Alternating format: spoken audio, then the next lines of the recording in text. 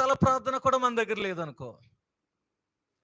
అమ్మాయివైనా, అబ్బాయివైనా, స్త్రీవైనా, పురుషుడివైనా నీ దగ్గరికి రాకూడదని పాపం వచ్చినప్పుడు నువ్వు నో చెప్పగలవా? నీ హృదయం చెప్పనిస్తుందా? పాపం చేయడానికి ఎంతో సమీపంగా వెళ్ళిపోయే పరిస్థితి. యేసేపు దేవుని ఎదుట ఎల్లప్పుడూ ప్రార్థనాపరుడుగాను నమ్మకముగాను ఉన్నాడు కాబట్టి తన హృదయాన్ని కాపాడుకోగలిగినాడు. తన హృదయాన్ని జాగ్రత్తగా ఉంచుకున్నాడు, మెలకువగా ఉన్నాడు. మరి ప్రార్థన జీవితం లేకపోయి ఉంటే ఏమైపోయాడు యేసేపు? నా తల్లిదండ్రులు దూరంగా ఉన్నాను, అన్నదమ్ములు దూరంగా ఉన్నాను, దేవునితో నాకు సంబంధం లేదు, పడిపోయేవాడండి. ఏమైపోయాడండి? పడిపోయేవాడు. ఈరోజు చాలా మంది అనేకమైన యవనస్తులు, అనేకమైన పురుషులు, స్త్రీలు తమ కుటుంబాలు నాశనం అయిపోవడానికి కారణం ఏంటో తెలుసా?